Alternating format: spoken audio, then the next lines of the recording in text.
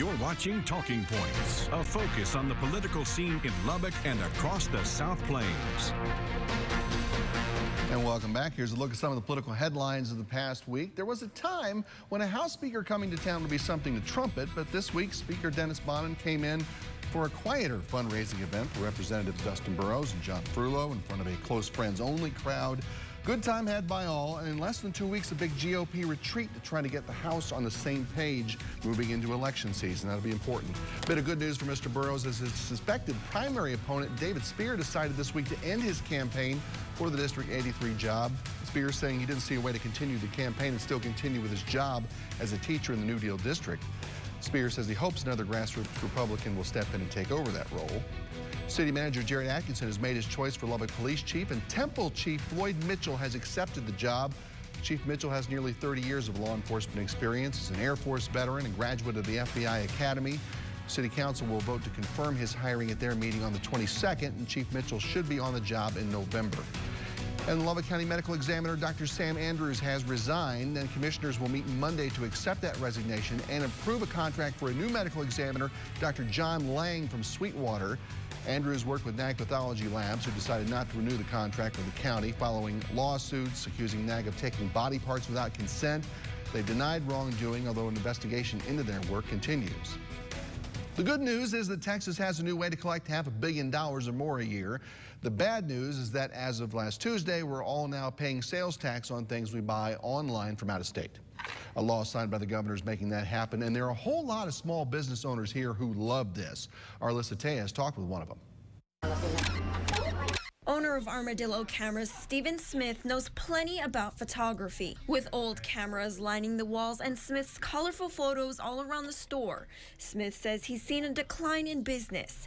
And being the only camera specialty store in Lubbock, he says his biggest competition is online retailers. In this world, it's very easy to get online. He says having to collect sales tax puts them even further behind. For us, our sales tax is fairly high at 8.25%. So brick and mortar stores in the state of Texas are at a disadvantage. But that could change with a recent law that would require online marketplaces to collect sales tax and pay it to Texas. Because we get to start now collecting sales tax that heretofore those marketplace sellers weren't required by law to do. House Bill 1525 doesn't create any new taxes, but establishes the rights of marketplace providers like Amazon to collect from marketplace sellers, even if the sellers are not located in Texas. Reasonable that obviously that if you buy something off a website, or if you buy something off of Amazon, any of that kind of stuff, that you get charged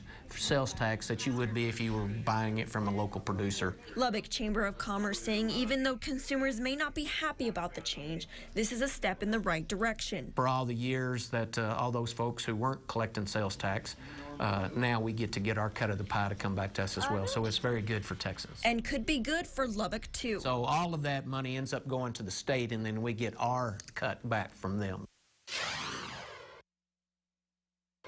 And that's our Alyssa Tejas reporting. We continue our chat with Mayor Dan Pope announcing his re-election campaign this week. Let's talk about taxes and fiscal responsibility a little bit. A penny property tax increase in the latest budget. Of course, we knew that was coming. I haven't heard as many complaints from folks about that because of the public safety aspect of it. We talked about it. But folks do get grumpy now when they make them pay more taxes. How difficult was that sell, even from a political standpoint, because everyone's got to get reelected around here? Yeah, it's always difficult when you raise taxes. I mean, in December of 2017, when we voted unanimously to support the public safety initiative, we told citizens that it would cost 3 cents on the property tax. We were fortunate enough to be able to do it for 2 cents. But we're doing that and investing in public safety while at the same time trying to embrace the growth that they were experiencing all over the community. So I think you balance all of that. I would think that next year we can get back to the point where we can hold the tax rate or maybe even reduce the tax rate. I mean, as long as our growth continues, which we see really very sustained growth right now, we think our economy remains very strong, not overly hot, but we don't see any sign of it cooling off either. So that's a good thing. And I believe that's the time you make investments, is when you've got the ability to do so, instead of a time when things are tight for everyone. You made an effort here in the last two terms as mayor, and we've talked about it here a little bit, to make the city more attractive to folks. Keep younger kids here when they get out of tech. Park expansions, we just got in the McAllister Park deal. Work downtown. Where does that stand, and where does that need to go moving forward? Well, I think the investments in quality of life go hand in hand with jobs. We created 4,500 net new jobs in Lubbock in 2018. Think about that. I mean, that's a lot of jobs for a city of, let's say, 270,000 right. Estimate. That alone is, over 1.5% growth without any spouses or kids. That's quite a bit of growth. And so to continue to create good jobs and to keep the employers we have here, we have to be attractive to millennials. They became the largest part of the workforce, or they do in 2019. They're much more interested in living downtown. That many of them want to walk to work or ride a bike to work. They're not as likely to own a vehicle, although in Texas that's not quite as true. Right. But dog parks are important to them. Parks are important. They're a little more active. They like the arts. The kind of things that add spice to life are very important to them, and I think we all enjoy that. Sure. So it allows us to raise the profile of the community, and at the same time remain attractive and become more attractive to employers. Safe to say, though, power and water will always be a big deal moving forward. Sure. Infrastructure changes with that growth. Where are we now with the decisions that have been made with water rights deals? Of course, the ERCOT changes, we're in the process of all that, too. So water's, I think, a great news story. We still get our water from 4 places. The Lake Meredith, which is experiencing quite a bit of water. The rains that we've had in the last, there's always a winter, and we're a winter in that regard. Big rains in the Panhandle just this week. Lake Meredith, the Roberts County well fields that we bought from Boone Pickens, so north and west of us. The well fields we own in Bailey County, so Muleshoe area, that we've owned since the 50s, and then Lake Allen Henry.